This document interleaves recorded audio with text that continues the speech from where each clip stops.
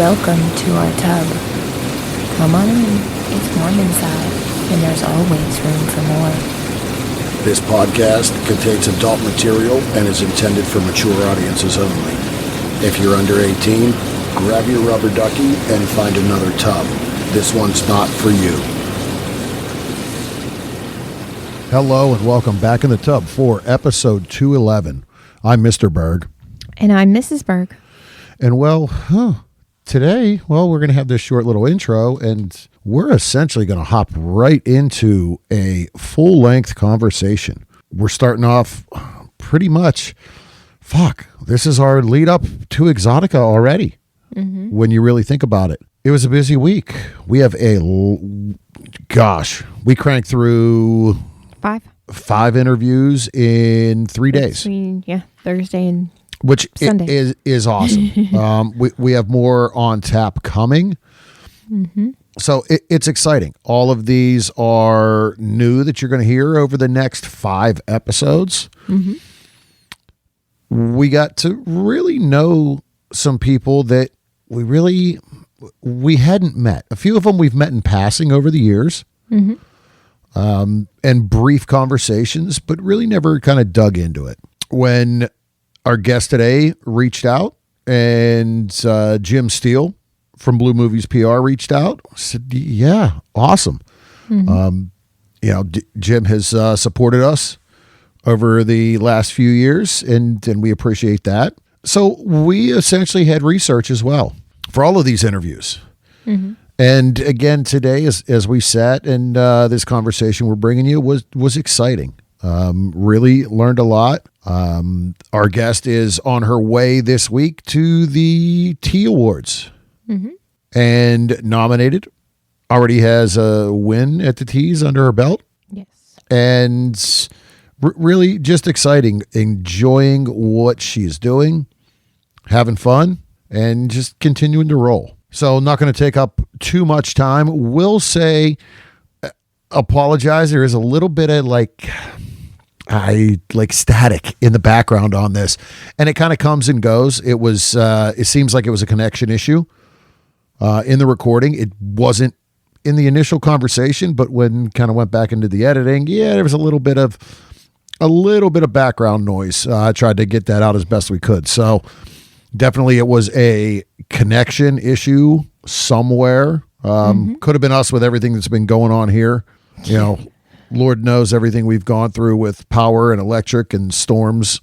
So do apologize for the little bit of background noise that you're going to get, but it's in the meat of the conversation and you can hear the conversation. So sit back, relax, and enjoy as we welcome Ria Bentley into the tub this week.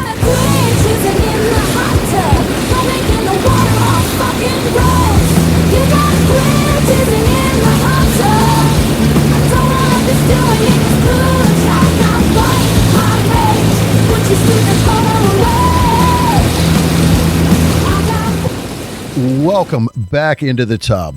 We want to thank Jim Steele and Blue Movie PR for bringing this next guest to us this week. This captivating, dynamic, beautiful blonde kicked her career off being nominated for AVN Trans Newcomer of the Year and has not looked back, racking up over 20 more nominations as well as wins at the T Awards. She shared the screen with some top names while working with some of the top-tier studios such as Groovy, Trans Midnight, and Queer Crush, just to name a few. Whether called upon for a gonzo scene or a script, she embraces them all with excitement, energy, and professionalism. She's graciously taken time out of her schedule today to sit and chat with us so we and all you listeners can learn a little bit more about who Ria Bentley is. Welcome. Welcome, Chris and Patty. I thank you for having me. This is fun. Yeah. And again, we appreciate just taking the time. Everyone is busy this time of the year. I know as we sit here, the T Awards aren't real far away. So that's something that I'm sure takes planning and get ready for. Yeah, you're right. They're right around the corner. It's literally next week. Yeah. That is definitely on my mind at the moment. I feel like I'm mostly prepared. At least I have my. I know I'm kind of lame. I'm in Vegas. That's LA. It's not that far of a drive, but I don't like driving, so I have my flights booked and my Airbnb, and I'm still trying to figure out exactly what I'm gonna wear. I know that's very last minute, but yeah, that's exciting. I'm looking forward to it and running into all the models because everyone pretty much are gonna be in this little area, like all of the who's who's and the new up and comers. It's just like a really cool thing. So, And from that standpoint, yeah, when you get the everyone together, and we noticed that this past year was our first AVN Awards. We've done some other conventions, but when we got out there, it's like, wow, this is everybody is here. yeah, no, that's exactly right. Now, AVN is like the big one. It's overwhelming as fuck, right? It's I mean, go into the expo and just, hey, there's so and so, there's so and so, and people are running up to you and they're like, hey, you're Ria, stuff like that. It's just like it's cool and overwhelming. And then you have, the awards show. This is just so it's the Trans Erotica Awards. People just refer to them as the T's, but it's just an awards show. But they have a big pre-party 2 nights before, and that's actually the really fun sort of night because they don't allow it's just performers Sure. or somebody Yeah. involved with shooting trans porn in some capacity. So that's just really fun, and it's perfect time to meet people and being trans, it's sort of well, you feel very comfortable in this environment because that's what it is. AVN can be a little bit, you get some looks, and people checking you out, it's like, oh, trans, that kind of stuff, or maybe but yeah, these are a really fun. There's no extra though. It's just a party. Yeah. So great industry networking, and then the awards. And from what you just said, as far as AVN, yes, AVN is like it was insane. Like when we walked into the convention, like wow, we've done the exotic conventions here on the East Coast and in the Midwest, and they're pretty decent. But AVN was like another one. And yeah, and I can see from your end, from as you had said, you might get a double look. They're trans.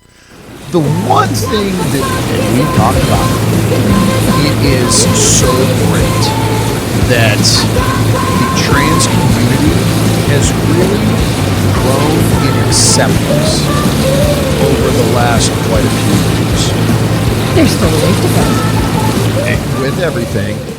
But as we go through and do every probably 6 or 8 episodes, we'll do the AEBN trends, and they launch search trends as far as like through Pornhub and the clip stores, and the trans genre niche, whatever you want to call it, is growing and has continued to grow over the last few years quickly. Oh, sorry. We got I love it. we got a special guest. Obviously, we didn't close the door, and the puppy pushed his way in. So cute. But it's something that is great to see the growth in it and the acceptance. Yeah, and you're right because I've read that on I don't know if it was XBiz, certainly like Pornhub releases trends of the month and all that search terms, and yeah, trans is definitely maybe not at the top, but it's up there, and so there are a lot of people that enjoy it and watch it, but I think a lot of those people are kind of closeted still, like they don't want people to know that that's what they're searching, watching, buying, but that's what they're freaking doing. And we talk about that with porn in general overall. There are people, oh, you watch porn, and I'm like, look, just stop. You don't have to put on the show. And at the same time, you're right, because trans might be that pushing the envelope, some people may think, outside of what societal norms we talk about, because again, we discussed the ethical non-monogamy and swingers. Well, that's pushing an envelope. And the trans world in minds is pushing the envelope. But we've talked to people that are like, you know what? Yeah, we just happened to see, and we're like, oh, we watched this scene, and we're like, wait a minute, that's pretty fucking hot. Yeah. I'm like, yeah, like expand your minds. It may not be your thing personally, but it's entertainment, and that at the end of the day, that's what it is. It's not like you have to go, like, just because you watch it doesn't mean you might be searching for that in your life. You just enjoy it. It's exciting. It's different. Is what it is. Yeah, and I think so many people, certainly in more conservative areas and small towns, I think to them, a lot of people, I'm not trying to just say a specific group of people, but a lot of them still have that mentality of I think they think that they're gay if they watch trans porn. But the thing is like, even if they are or have like homosexual urges, tendencies, or attracted to men or penises in general, to me, I never really thought about that. Doesn't make you gay, but even if you are, who cares? It's like everyone worries too much about what their friends and family, think. And I just wish, I guess it's getting better, but yeah, it's just, it kind of drives me nuts. I'm not going to lie. Yeah. Well, and ourselves, we talked a little before starting the recording, like ourselves as well. There is that, when you get to that point of, I guess, this, sexual revelation is like, hey, guess what? I don't give a shit what anybody thinks. We're here for a short time. Figure it out.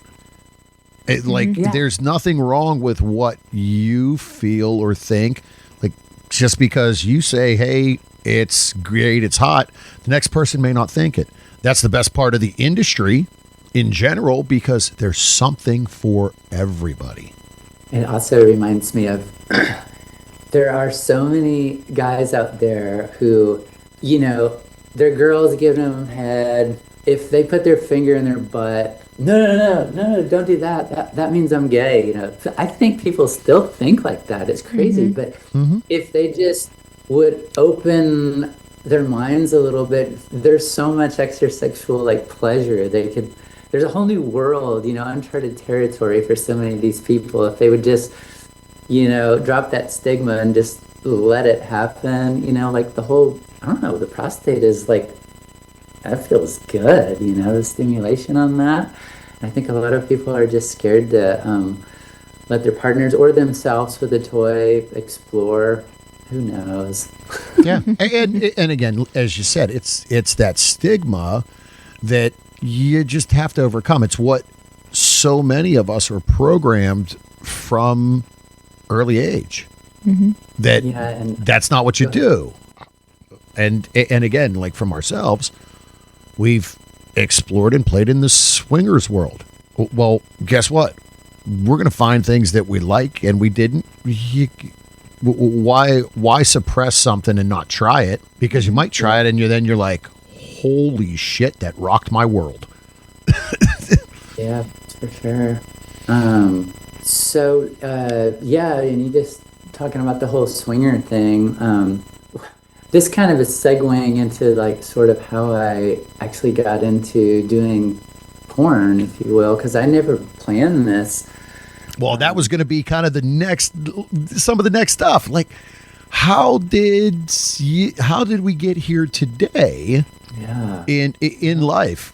I mean, it's a tricky question, and I've told this, so I think a lot of people know, but before I transitioned, I was dabbling in it, like cross-dressing and all that years ago, and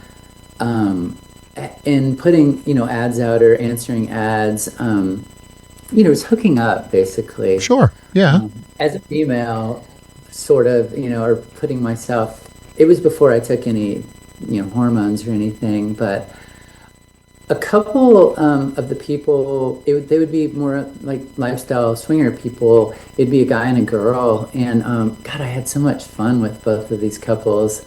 And one of these couples had asked if I was on some of these apps and websites that I had not heard of, but one of them was Fat Life. Okay. And yeah.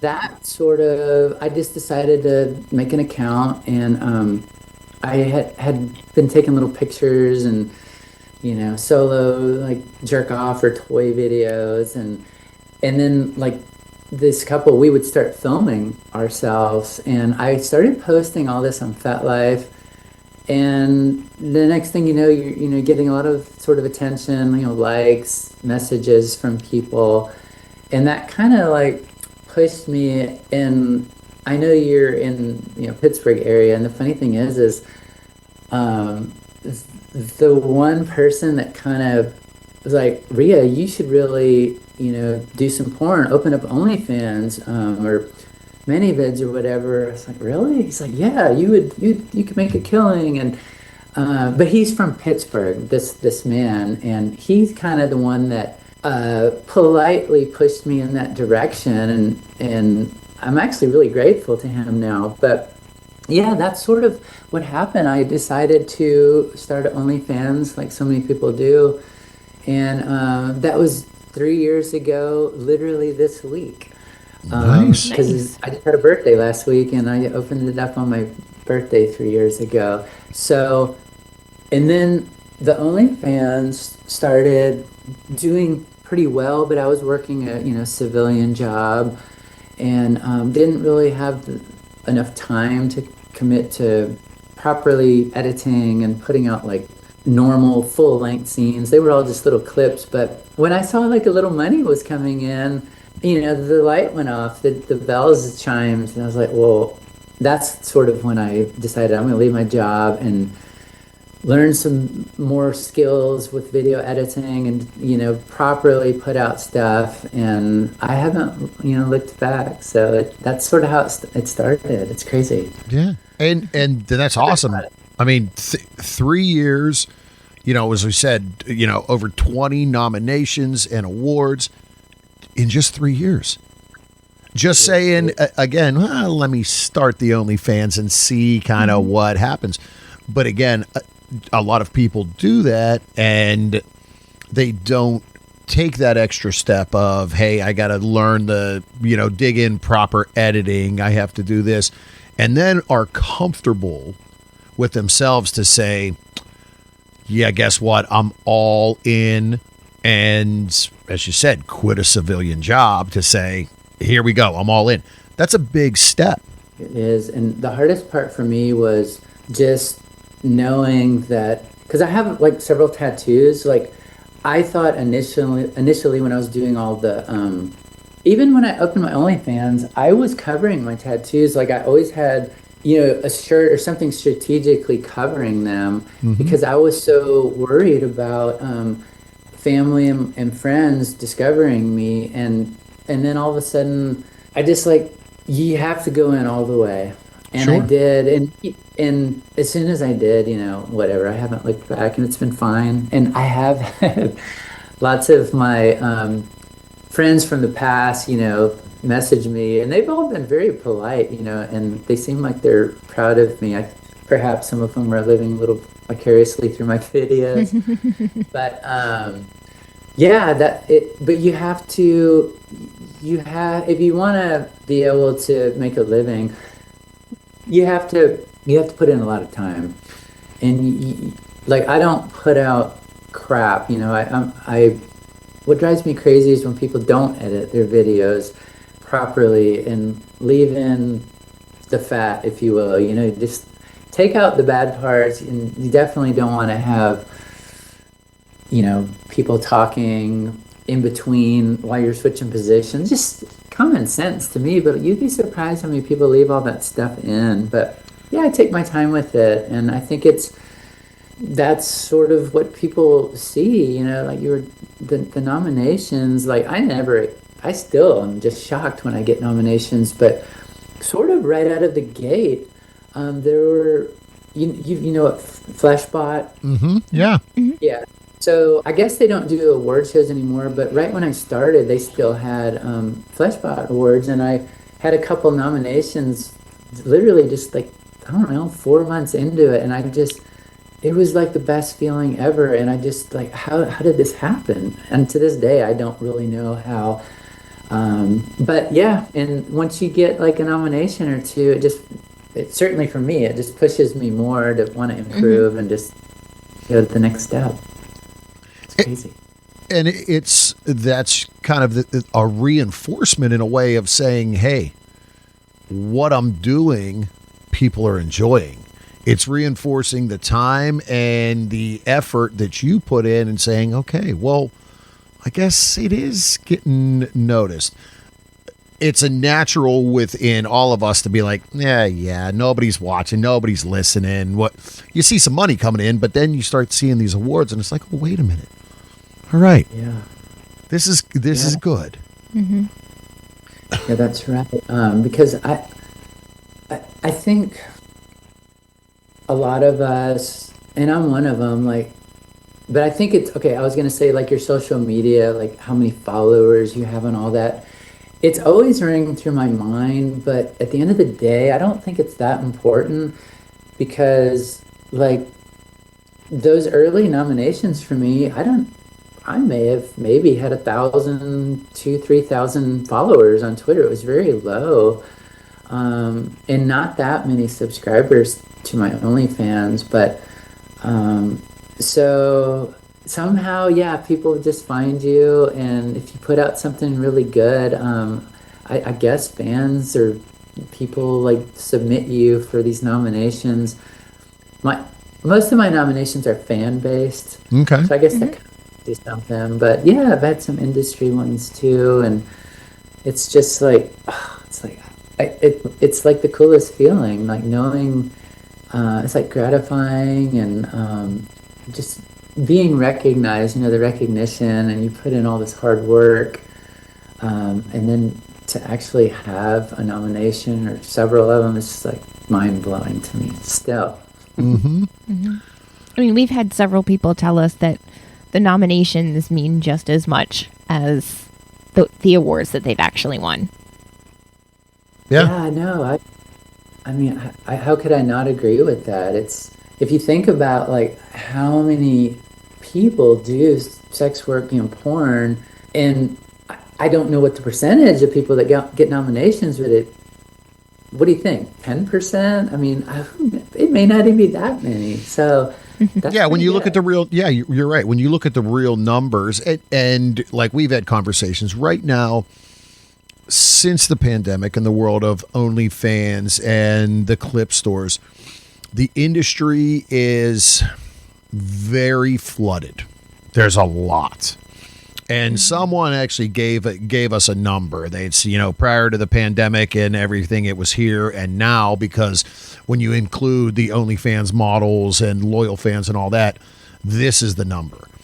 And it's huge. So you're probably, it may be 5 to 8% that really are on those nominations when you look across all of them. So That sounds. yeah, so it's to be in that essentially top 15. I think for the fan voting in AVN for top trans performer, it might have been 15 or 18 performers. Yeah, that sounds about right. Yeah. So yeah, that's just crazy. And like also for me, I really I don't think I did, but like maybe 4 smaller studio things last year. and I won like a T award and had all these various nominations. XRCO. I just don't get it. I'm so happy, I really am, but it just blows my mind. Yeah.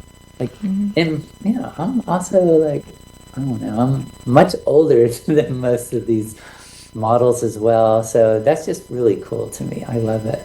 Yeah. So, what sparked when you started the OnlyFans? Did you envision taking a step to mainstream, or did that just happen and you're like, what the hell? Let's give it a try.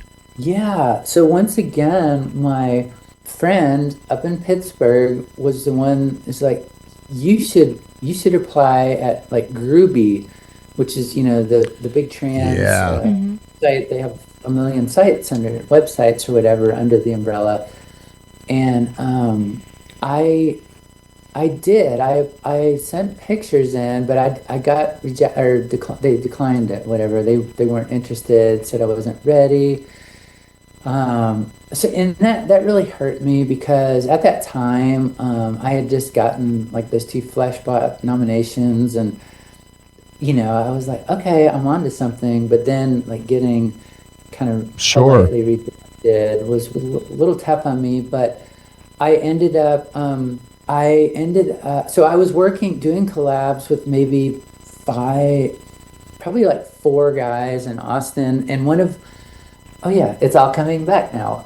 I coincidentally, one of my girlfriends, this was when I was living in Austin. She was a pretty big up and coming trans performer, and the funny thing is she didn't even tell me. Like, we met through a hookup app, and we used to mess around together and invite guys over and just have fun, like threesomes and stuff. And we did it often, and she was just so beautiful. She's not doing anything anymore, but when I found out that she was kind of a pretty big deal, I started asking her all these questions, and she ended up giving me a couple contacts, like on Twitter, who I reached out to, and I flew out to Vegas. I flew out to Vegas once before to work with some other people that were, collabs or whatever, that were, to me, a very big deal.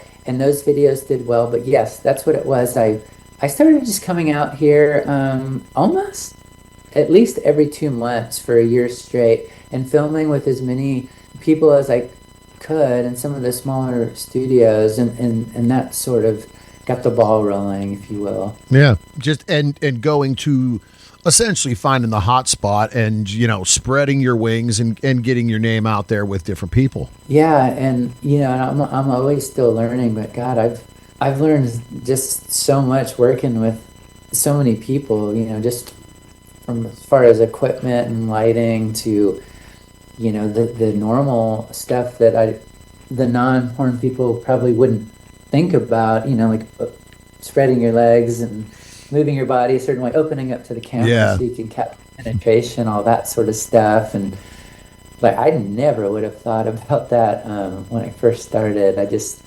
And looking back on some of those old videos, it's like, they don't make me cringe, but I'm like, we should have done that. Should have had more light there, that kind of stuff. Yeah. And looking back, it's what that shows is you've been able to grow by saying, I really didn't know then, but yep, guess what? I know now.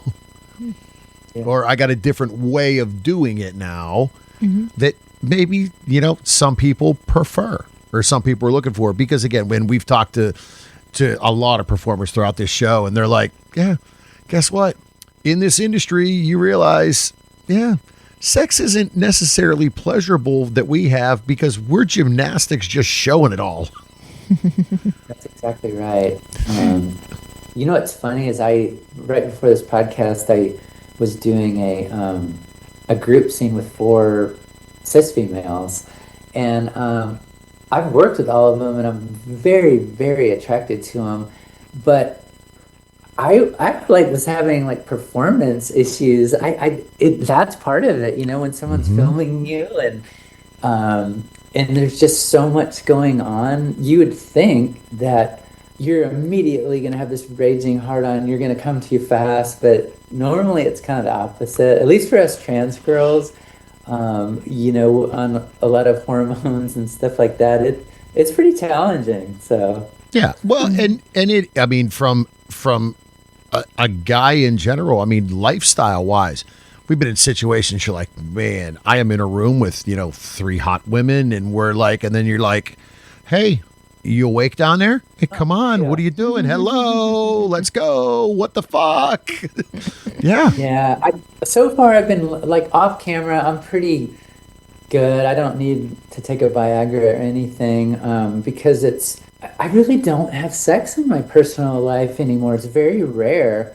It's not it's not an uncommon thing. I mean, we talked to a lot of people. They're like, we do it for work. Like, yes, we do if we're married, but it's not we're tired after we're done on set. There's certainly a bit of that. I don't know. I guess I don't get out enough. I'm scared to go on the hookup apps, if you will, not because it's like I test every. Honestly, I test every week because I just buy the Clear Pass and it's unlimited. But we all do our part, and we have to. If you're on a hookup app, the chances of having sex with somebody who's also properly tested, like within 14 days, sure, it's very rare. So I definitely do condom sex, but I just am always so worried because if I do get something, it's easy enough to get rid of, but that means if I have work lined up, I'm going to lose that hope for 2 weeks, take a medication. Sure. And you lose a lot of money, and then, then you got to tell them. And so it's not worth it ultimately as well. And other people have said, if it's within the industry and other people in the industry, great. But yeah, and we've had friends in the industry that they are lifestyle. They're like, we were lifestyle before we got into the industry. And now, it's kind of tough. And we're like we have gone, if we're going to conventions and stuff, we test ourselves. We're like, you know what, we're showing solidarity, but it's lifestyle. And, we're so busy. We don't really play all that much either, but yeah, we get it. You have to be safe because it's your brand, it's your income, it's your career. Yeah. So do you mind if I ask you? You got no, go right for ahead. it. You mentioned some of the exotica stuff. What sort of conventions or events do you normally go to each year? So from our standpoint, we do the exoticas just based on where we're located. So when it comes to the porn conventions, we do the exoticas. They're in New Jersey, Chicago, Miami, and then this year it was in DC for a few years. This year they moved it to Minneapolis, Minnesota. Really? It's going to be an interesting one. I was talking to a good performer friend last night, and she was like, I can't wait for Minneapolis. It's close to the Mall of America. And I went, why does that not surprise me knowing you? But I'm like, we'll see how that one is. This is the first year we made it out to AVN. It had been on our schedule for a while, and it just didn't work with work and all the other stuff. So this year it was like, you know what? We're going. This was the third year that the show was nominated for a fan award for top podcast. So I see, you know what? Thank you. Yeah, thank you. And and she started a different job back in August and had the time. It worked out right. And I said, you know what? Fuck it, we're going. So this was the first time we went out. Okay. Well, yeah, I think that's good. If you're able to go to these events, especially if you have a nomination, just to kind of get the photo ops, on the red carpet, that's always kind of a fun thing. But yeah, just networking as well. And that's huge. Yes, networking. Right. We got to meet face to face a lot of people that we had interviewed from the West Coast that we had never met in person. So that was cool. Yeah. It was nice. And some performers, we interviewed the one in particular. She's like, holy shit. Yes. We talked almost 2 years ago, right after my first scene. And now, like, her brand and her name has grown huge. Mm-hmm. And we walked up there and we're like, she's like, oh shit. Oh, it's great to meet you. Yeah. It's been 2 years almost. Mm-hmm. Oh my God. And we just never crossed paths. Yeah. God, well, I hope I get to meet you guys in person. I'm debating. I went to Exotica Chicago last year, and I did have a good time. And I filmed some stuff, and did the pictures or whatever. But I don't know. I'm on the fence about that or going to the XBiz Miami.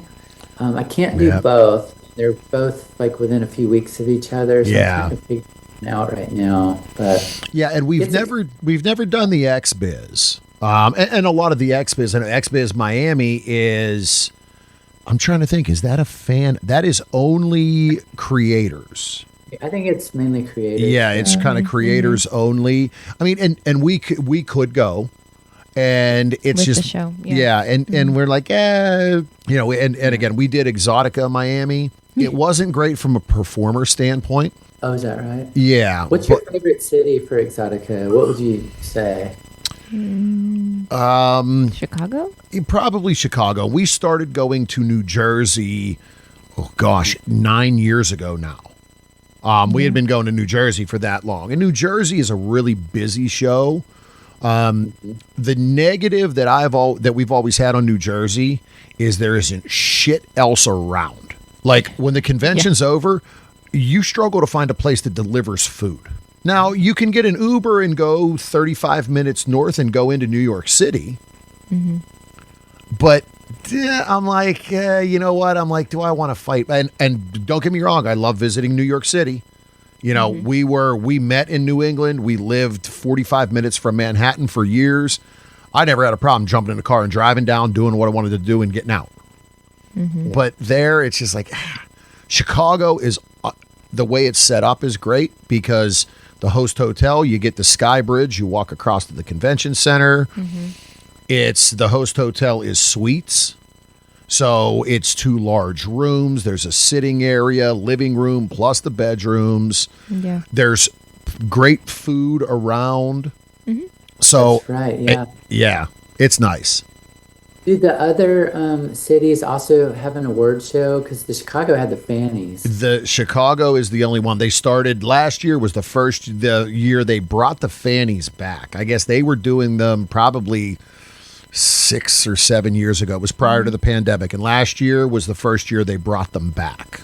Okay, interesting. Because I had never heard of it, but that's why I went. I had a little nomination there. I knew I wouldn't win, but I was like, oh, this will just be an opportunity. And sure. And great networking, as you said. Yeah.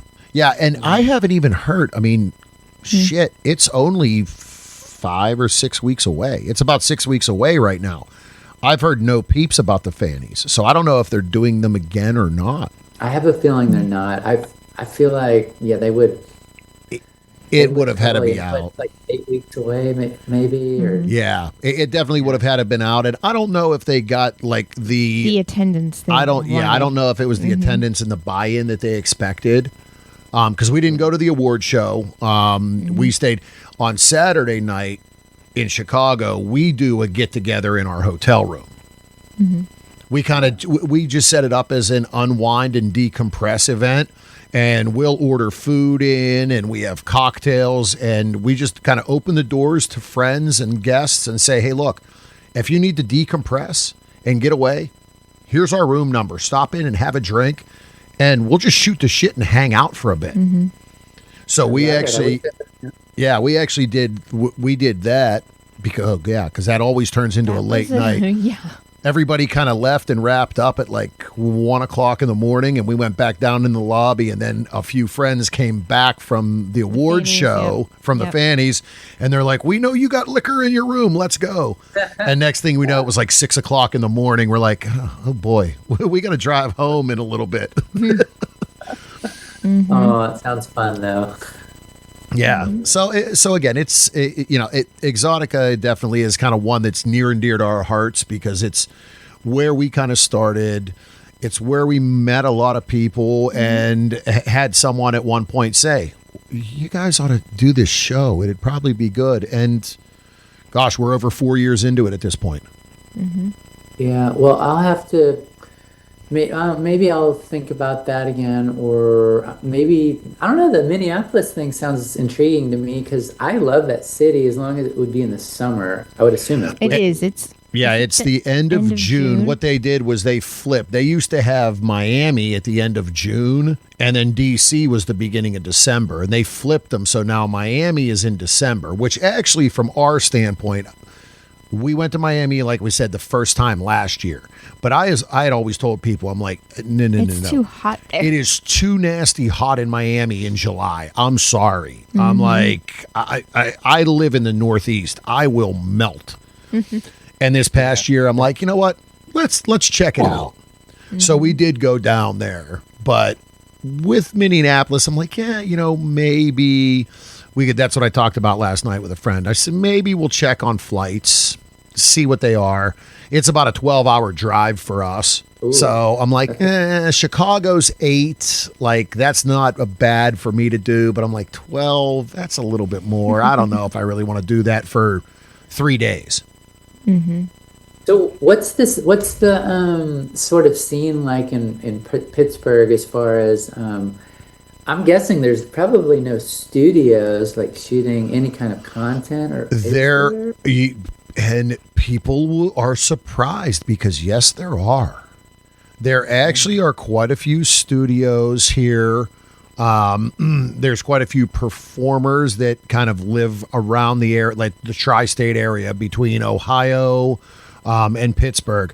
Cleveland is only about 2 hours away from us. There are a few studios there. There are a few studios in Pittsburgh. They're smaller studios, but they're putting out some pretty good content and some pretty good stuff. Yeah, that's pretty cool. I want to go back to Pittsburgh. I really enjoyed my visit there, but for me, for me to justify, the travel expenses, I have to have some work lined up. Oh yeah. Oh right. Yeah, and it really this city has changed. There is a lot more openness. There are quite a few lifestyle swinger clubs. There is one club that was a swingers lifestyle club, and it's turned into I think what they're saying now is a sexual freedom club. And there is a lot. They have a lot of kink, and fetish, BDSM. There is a trans group that is there that goes there as well. So they really have grown in the city and the surrounding areas. Do you if you can mute this later if you want? Do you know Amy Vodka House, Amy V? Yes. In Pittsburgh? Okay. Yes. I met her when I was in Pittsburgh, and she this was this was still right before I started my OnlyFans. I went out there. The man, I guess you probably know him. He lives in Pittsburgh. So, but anyway, I went out there and she did my makeup and all that, and then filmed me. She has a little dungeon or whatever she did at one point, and then she filmed the guy, fucking me or whatever, my friend, and that was my first real I felt like I was doing my first sort of scene, if you will, and she edited it and gave it to me, and I really enjoyed her. I thought she was just very sweet and cool to me. I haven't seen her since though. Yeah, and we met her at the club is the Body Shop. Okay. In Pittsburgh. So yeah, that's where we've crossed paths. We've met a couple times at the club. Back in the day. We haven't been there in a little while, but we had met her. So yeah, we definitely know who that is. So, okay. But wow. So, and small world. For sure. Interesting. So And now you said you've kind of relocated and moving around. You got into more of a quote unquote hotbed. I mean, essentially, right now, listeners know, everybody knows. So you're LA, you're in Vegas. Really, that's where the bulk of all this is done. So now you're in one of those areas. What is it that you are doing for your mental health? We really like to kind of dig into that. Mental health is, as we've talked about, stigmas within sex work and all that. Well, mental health is one of those big ones. So again, what is that? What does maintaining that balance look like for you? I know, you guys, it is so tough. It really is. And I'm not trying to say that perhaps trans people have a more difficult time. That's not necessarily true, but I can tell you myself anyway, and certainly a lot of my friends, we're taking estrogen and progesterone and these things, and it kind of like, we went from male to female, and it I can definitely tell my brain is different than what it was. But so okay, for me, I don't do enough mental health stuff, but sleep honestly is I think that is so important to me. Like, I make myself get 8 hours of sleep every night, and I think that really helps me kind of to recharge and refresh. And then I am a workaholic, and I have ADD. I'm kind of a perfectionist, so I spend way too much time editing my videos and those sorts of things. So the other thing I like to do is I have to step away from all that. I live in a cool area here in Vegas, and it's very walkable. So I make myself go out for walks, and then sort of my hobby, I like to run. I've actually run like mini marathons. Nice. Those full marathon days are behind me, but yeah, I'll still run 15 miles on maybe once a month. But I generally go out there, run for an hour and a half at a time, and that I really need that. Now, it's good for me physically, but it just does something to my brain. There's this sort of thing people hear about runner's high. I was going to say runner's high is real. You're not. Yes. So stuff like that is important to me. And then I honestly don't go out much. I need to go out more because that's important. But I just, my friends are night owls. I'm generally in bed at 10 and up at 6, that kind of thing. So I don't go out as much as I do. My idea of going out is to get some fun cocktails, but I like to do it earlier, like at 6 or 7. And most of my friends don't want to go out till 9, 10, or 11. So, but yeah, those type things. I still, a lot of the bartenders at my favorite cocktail bars around here, definitely know me by name. And so I'll go out once a week or so, whether it's dinner or for a drink, the running. And then I like to cook also.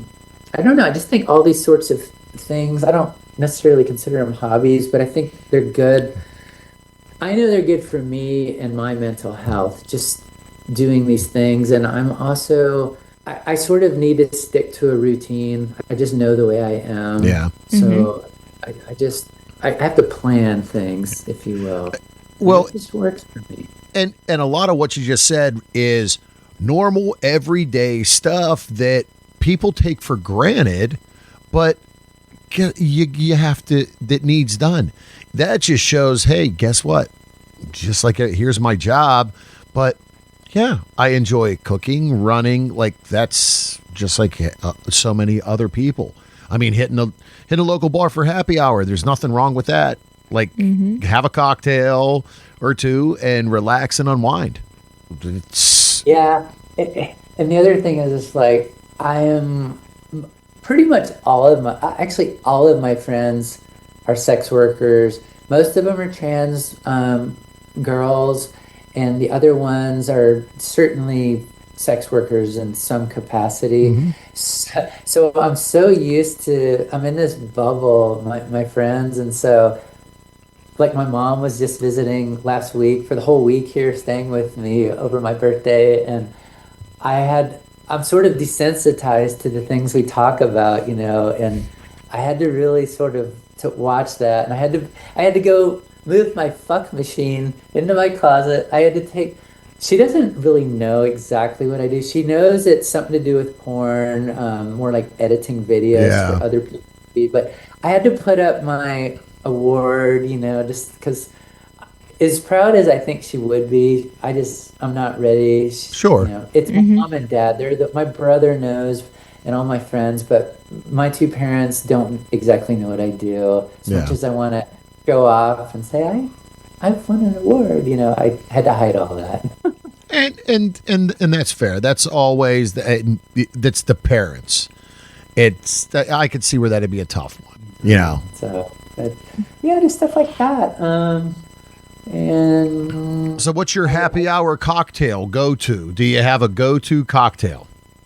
yeah, well, if I'm not counting like specialty sort of cocktails at a bar that they kind of concoct, I love Negronis. I love Manhattans, and I kind of the opposite of the Negroni, where you substitute the whiskey with the gin. Yeah. But I just love that. Those are sort of my three favorite go-tos. Nice. Sometimes I'll do an old fashioned, but I'm a whiskey girl, bourbon. I like that. That's you. too. I know. Eagle Rare. I love Eagle Rare. I have behind you. Nobody believes me. I have 3 bottles of 20-year Pappy, and I have Stag and William. Some of the Buffalo Trace Antique Collection, which is my favorite. But I'm scared to open them at this point. They're just too expensive. It had the bourbon boom has gotten crazy. It was the Friday before Valentine's Day. I had to stop. It was funny because the woman at the state store by the restaurant knows me because I'll go in there and grab something from time to time. I'll grab something and then I'll go to the cigar shop and throw it in my locker and have a drink.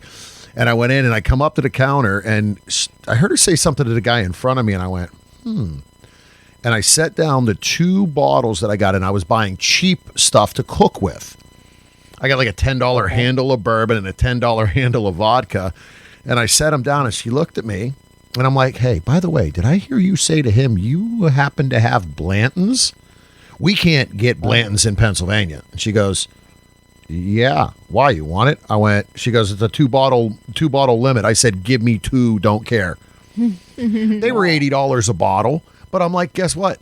I'm like, I'm not going to see these for another year. Give me them. Done. Yeah, I haven't seen Blanton's at any of our stores here, and I haven't seen it here in Vegas in a store to buy since I've been here. Yeah. In Austin, I used to see it, but yeah, it's kind of crazy though. I know we're off topic with the bourbons, but I'm always shocked that the bourbons in the prices they would sell them in Austin are opposite what they do here. Like for just like say like for whatever you have Woodford's Reserve and maybe like Bullet or Maker's Mark, these kind of normal ones. The Woodford was always $10 more in Austin, and like Buffalo Trace Woodford would have been more there and Buffalo Trace less. Here, Buffalo Trace is the most expensive out of those, and Woodford is kind of even with in the middle. Okay. And that's and so Buffalo Trace is hard to find here. I will say when we got to the AVNs, when we checked into our hotel, I said we need to get liquor. We walked to a liquor store and I got a bottle of Buffalo Trace. It was $4 more than I would pay in Pennsylvania when I can find it. It was like $33. Yeah. So I wasn't all that mad, but here you can't find Eagle Rare. I mean, none of that. I bought a bottle of Eagle Rare in West Virginia like a year ago. and I paid $109 for the bottle. I started drinking Eagle Rare 10 years ago, and it was $20 a bottle. Yes, it's gone up. I love Eagle Rare and like Angel's Envy. Like for those next step up ones, where you might be paying $70 a bottle. But yeah, that's good stuff. What is your go-to cocktail? So I am definitely an old-fashioned person myself. Like I do a lot of neat. I'll do like one ice cube, just keep it a little chilled, a little watered down. But if I'm making a drink, I'm going to an old-fashioned. Love it. So, oh my God, we gotta get and your rum. I'm exactly the opposite. I'm like the sweet and girly, fruity drinks. I don't want it to taste like alcohol. Yeah, it's coconut rum and Sprite for her all the time. That's coconut rum and Sprite. I'm like, okay, it's easy. That's fine. Yeah. It doesn't matter. Yeah. We all have stuff. Yeah. I like fruity drinks sometimes, so. Yeah, every once in a while. I mean, I'm like, hey. Or like a hard cider. If I'm going for something different, a hard cider. Yeah, see, and I'm an import and microbrew beer guy as well. So, like a good IPA or something. And when we were out for AVN, we actually met a friend of ours that flew in from Pittsburgh. He was there for another convention, and we met down at the Arts District. That's where kind of we went to Nevada Brewing Company. I just happened to find it, and he was like, well, where do we want to go? And I'm like, dude, this looks pretty cool. I'll get an Uber and meet you there. It was a cool place. Their beers were good. I'm like, all right, we found, and we talked to a few performer friends that live down there, and they said, that's where the locals go. They said, you don't see many tourists that get there. They said that's where the locals go, and it was just breweries and distilleries and clubs. And I'm like, I could get into this area. It kind of reminded me of a bit of Lawrenceville, which I really liked. Yes, that's exactly kind of what I had said. What I'd said to her, I'm like, this is kind of Lawrenceville, the South Side, but not as crazy party as the South Side. Yeah, that's awesome. So, as we kind of wind down, can you give maybe a peek under the hood? You got anything coming up? Any projects that you might just want to tease coming up this year? Yeah, well, I will say I film a lot of stuff. So I have a lot in the pipeline, but I finally did some more groovy stuff. I don't know when they'll put it out. Nice. So that's nice for me because, they were kind of rejecting me. I have worked with them 2 or 3 times, but it's been over a year. In fact, it's been close to 2 years. So it's kind of nice to go back and do some of that stuff. I have some cool, fun group stuff. I think I mentioned something I just did today that I'm very excited about because it was the first time that I've worked in a group setting with all cis females, me being the only trans, and I just think that's going to be really spectacular. Awesome. I've done some. I'm mainly excited about more of the threesome and group stuff, to be perfectly honest with you. But I'm just going to keep doing what I do. I put out something every week, a new, 20+ minute scene, and just keep doing what I do, and hopefully more and more people keep discovering Ria Bentley, and so yeah. And people already have the brand, your brand and your name are growing. It shows, and you enjoy what you're doing, and you're putting out good work that keep bringing fans and growing that base. So that that in itself just says a lot. If you enjoy doing what you're doing, and you're having fun doing it, and it continues to grow, then why stop the train?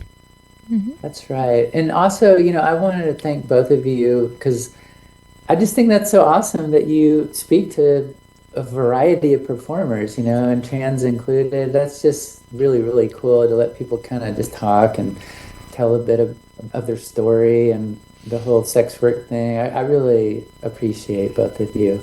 Well, and thank you for that. And that was right from the get-go. We've always said, look, we're all inclusive. It's all encompassing. We're all here for a short time to have a good time.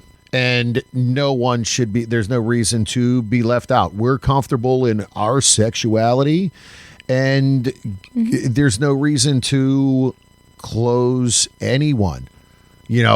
Gender, sexuality, race, anything.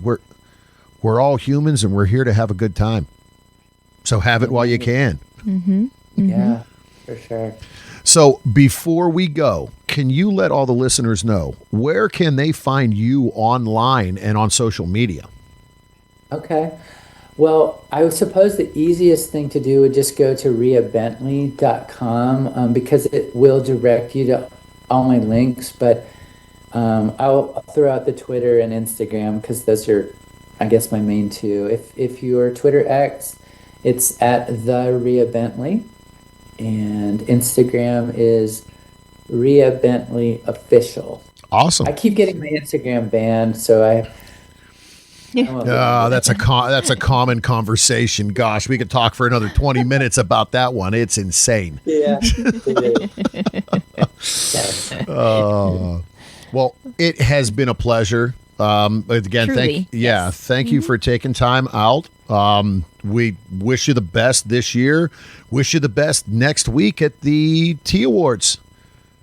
And if you're heading out to Chicago, definitely let us know because we'd love to meet up in person for sure. Yes. Absolutely. I'll definitely let you both know. Awesome. Okay. Very good. Well, enjoy the rest of your evening. Thank you. Thank you. Bye.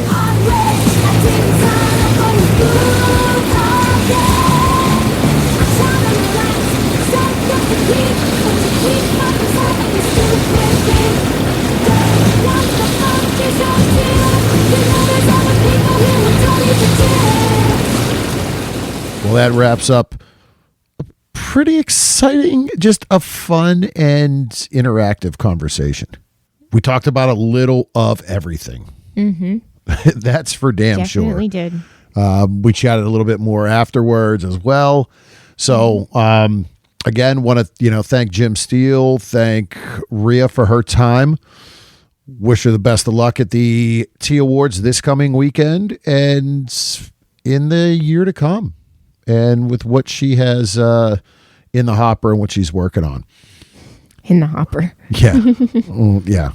Figuratively and literally too, I guess you say. And with that, though, we're going to wrap this up. See you next time, folks. Don't forget to follow us on our social medias. Berg Couple for Fun on Twitter and Instagram. The Bergs on Facebook and Reddit. OnlyFans No, is... What's the OnlyFans? There's two of them. there are. Did you... yeah, I remember that one. There's two of them. So, there is ours. Is Berg Couple for Fun. But then... Then... Yes. Mrs. has her own. That's right. Oh. And that is... Mrs. Berg. All right. So, you can catch us there as well. You can hit us up on email, thebergs@inourtub.com. Right? Our website is inourtub.com. Catch us on Free Swap or... Full. Yeah, full Free Swap.